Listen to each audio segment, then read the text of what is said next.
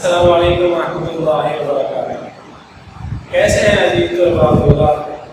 میں امید کرتا ہوں آپ لوگ خیر و عافیت سے ہوں گے، اور میں یہ بھی توقع کرتا ہوں کہ آپ نے ہمارے پہلے 4 لیکچر قواعد کے بارے میں تھے، آپ نے ضرور سنے ہوں گے، اور مجھے یہ بھی توقع ہے کہ آپ کو سمجھ بھی ہوگی۔ اور اس کے ساتھ ساتھ یاد رکھیے گا، ہم جیسے جیسے ہمارا سفر طویل ہوتا جائے گا اتنی پیچیدگیاں اور بڑھتی جائیں گی۔ جب بھی انسان کسی منزل پہ چلتا ہے، دشواریاں تو بہرحال آتی ہی رہتی ہیں۔ کٹن اور دشواریوں کو انسان عبور کر کے آگے جا کر اپنی منزل مقصود حاصل کر لیتا ہے، اور اسی لیے آپ سے یہی گزارش بہرحال کی جاتی ہے کہ آپ لوگ جیسے کہ ہمارے پہلے لیکچر تھے، حرف، لفظ موضوع کی اقسام، کلمہ، کلام وغیرہ وغیرہ، جو بھی آپ نے پیچھے دیکھا پڑھا اس کو یاد رکھیے گا، اور جو بھی نیو ہے ہمارے اس چینل پہ ان سے بھی یہی گزارش ہے کہ وہ ہمارے چینل کو سبسکرائب کریں، اور پہلے جو دیے گئے لیکچر ہیں 4 ان کو ضرور جا کر آپ سنیں اور ان کو آپ پریکٹس بھی کرتے رہیں۔ انشاءاللہ عزیز آپ کو سمجھنے میں آسانی ہوگی۔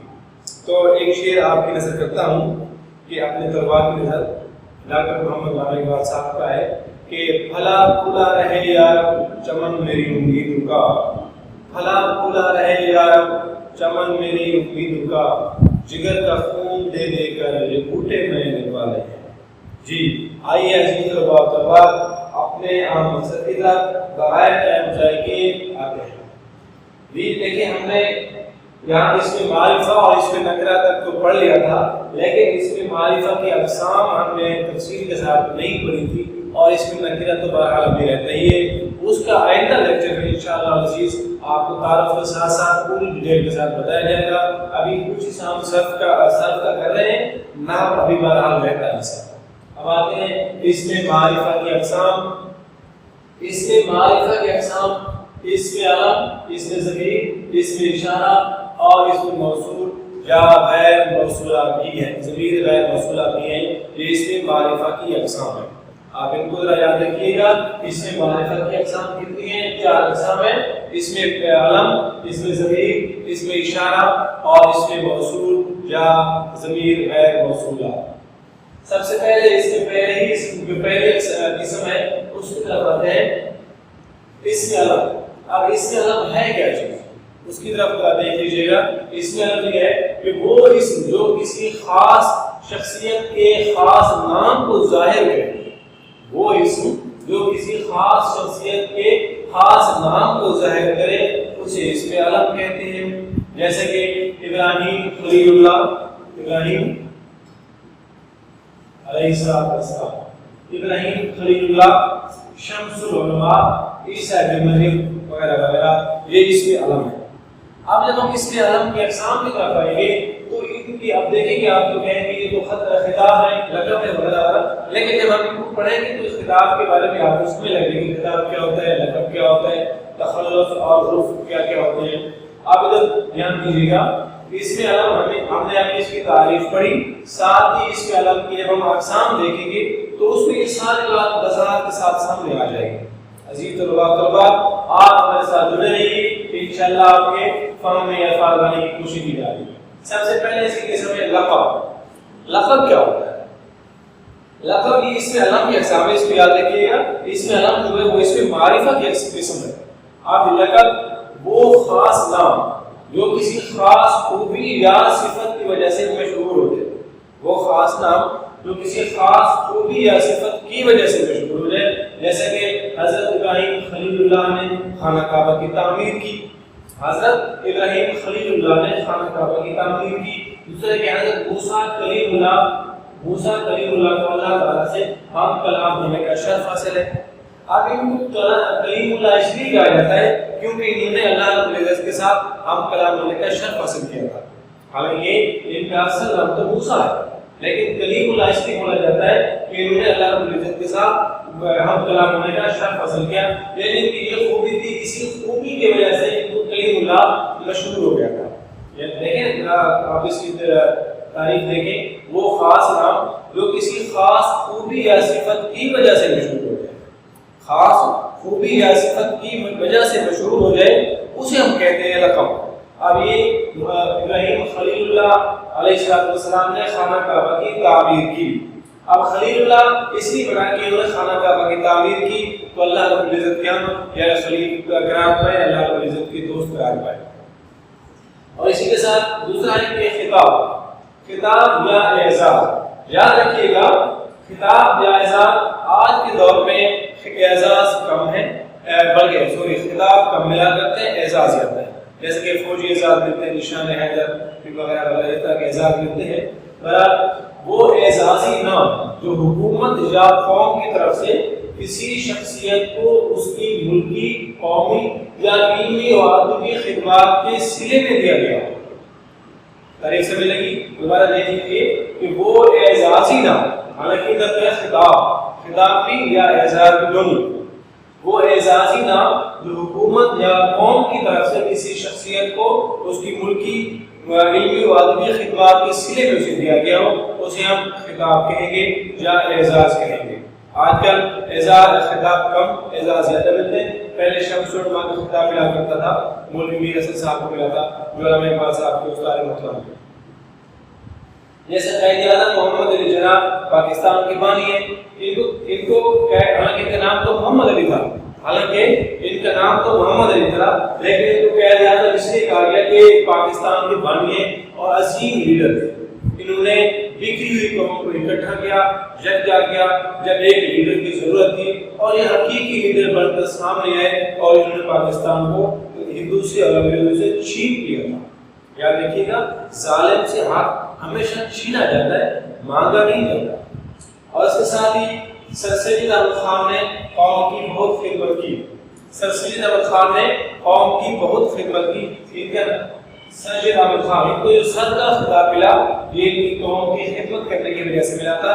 جب یہ قوم کی خدمت کر رہے تھے کیونکہ اس وقت قوم انگریزوں سے طرف بھاگ رہے تھے اور ساتھ ساتھ انگریزوں کے اس سے غیر مذہب کا کہ مسلمان قوم نشانہ بن رہے تھے, تو سر سید نے یہ اسلام کا بیڑا اٹھایا تھا. تو انہوں نے قوم کو اکٹھا کیا اور ایک ہی پلیٹ فارم پر لے گئے تھے. اس لیے سر سید نے بھی قوم کی بڑی خدمت کی. اسی وجہ سے ان کو یہ سر کا خطاب ملا یا سر کا اعزاز ملا. اور ان دونوں نے دیکھیں کہ اعزاز اور سر خطاب کی مثال ہے.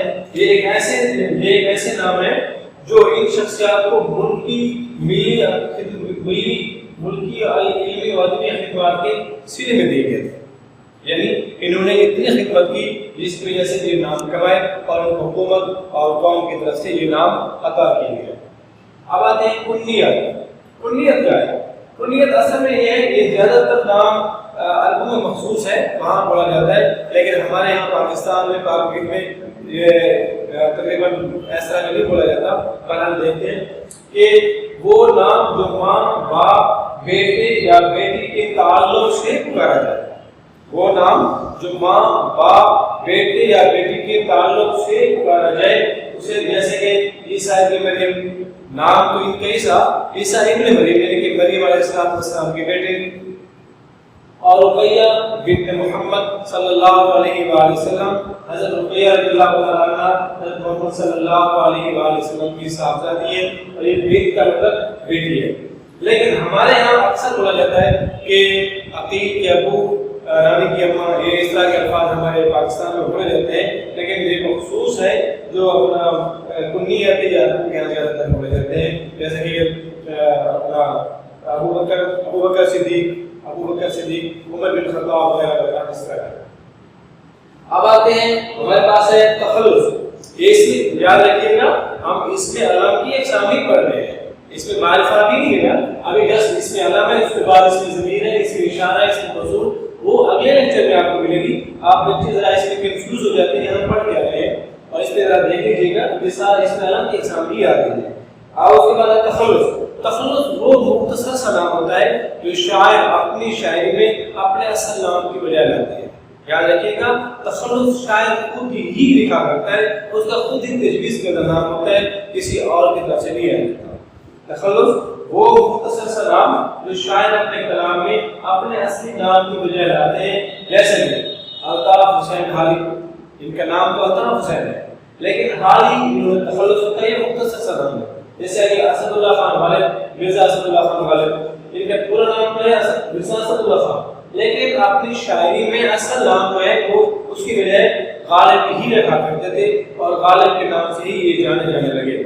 اکثر لوگ انہیں غالب سے جانتے ہیں، لیکن مرزا اسد اللہ خان بہت کم، لیکن کیونکہ ہماری درسی کتب میں شامل ہے اس لیے طلباء سے واقف ہیں۔